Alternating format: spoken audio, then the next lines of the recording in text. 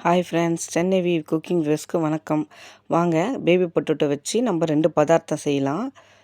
பாருங்கள், இதுதான் குட்டி குட்டியாக இருக்கும் அந்த உருளைக்கிழங்கு. இப்போ வந்து 2 வெங்காயம், ஒரு தக்காளி எடுத்து வச்சுருக்கேன்.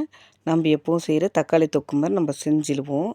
அது பாருங்கள், அதே மாதிரி தாங்க. நல்ல வெங்காயமும் தக்காளி பச்சை மிளகாய் போட்டு வதக்கியாச்சு. அதில் வந்து கொஞ்சமாக மஞ்சத்தூள், எப்போவுமே நம்ம செய்கிற தக்காளி தொக்கு போல் தான் செய்ய போகிறோம். இங்கே பாருங்கள், ஒரு ஸ்பூன் மிளகாய்த்தூள், அப்புறம் பார்த்திங்கன்னா கொஞ்சமாக உப்பு.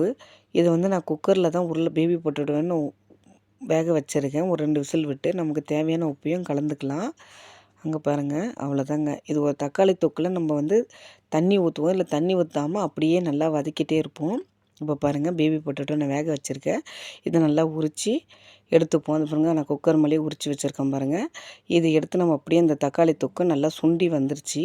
இப்போ பாருங்கள், இதில் அப்படியே போட்டு நம்ம ஒரு பெரட்டி எடுத்துருவோம். அது பாருங்கள், இது ரொம்ப அழகாகவே இருக்கும். நான் லஞ்சுக்கு வந்து இன்றைக்கி இந்த மாதிரி உருளைக்கிழங்கு தொக்கும், அடுத்தது வந்து மிளகு உருளைக்கிழங்கும் நான் கொடுத்துருக்கேன். பாருங்கள், அதுவும் நல்லா டேஸ்டியாக இருக்கும். அவ்வளோதாங்க. நல்லா கொத்தமல்லி போட்டால் அது இன்னும் வாசனையாக இருக்கும். பாருங்கள், லஞ்ச் பாக்ஸுக்கு ரெடி ஆகிடுச்சி ஒரு உருளைக்கிழங்கு. இப்போ அடுத்தது இதே பேபி பொட்டேட்டோ நம்ம அடுத்த டிஷ்ஷு செய்யலாம் வாங்க. அதுவும் நல்லாவே இருக்கும். அதே மாதிரி நான் வேக வச்சு உரித்து பாதி எடுத்து வச்சுக்கிட்டேன். அதையும் ரொம்ப பிடிக்கும், இதுவும் ரொம்ப பிடிக்கும். அதனால் 2ஆகவே செஞ்சுருக்கேன். வாங்க அது எப்படி செய்யலான்னு பார்க்கலாம். ஒரு கடாய் எடுத்துகிட்டு இதே மாதிரி தாங்க கொஞ்சமாக எண்ணெய் ஊற்றிட்டு பாருங்கள், அதை ஊற்றியாச்சு. அதுக்கு பிறகு வந்து உப்பு போட்டு வச்சுருக்கேன். லைட்டாக பெருங்காயம் தட்டிடலாம். பெருங்காயம் பொரிஞ்ச பிறகு அதில் வந்து நம்ம கொஞ்சம் மஞ்சத்தூளும் மிளகும் சேர்க்க போகிறோம்.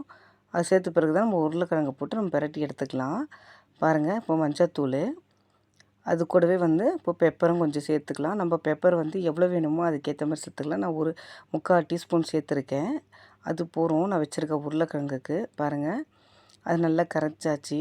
அதில் வந்து நம்ம இப்போ இந்த பேபி பொட்டேட்டோவை போட்டு நம்ம கலக்கிடுவோம். அது பார்க்கவும் அழகாக இருக்குங்க. உங்களுக்கு பிடிச்சிருந்தால் லைக் பண்ணுங்கள், ஷேர் பண்ணுங்கள், சப்ஸ்கிரைப் பண்ணுங்கள். தேங்க்யூ.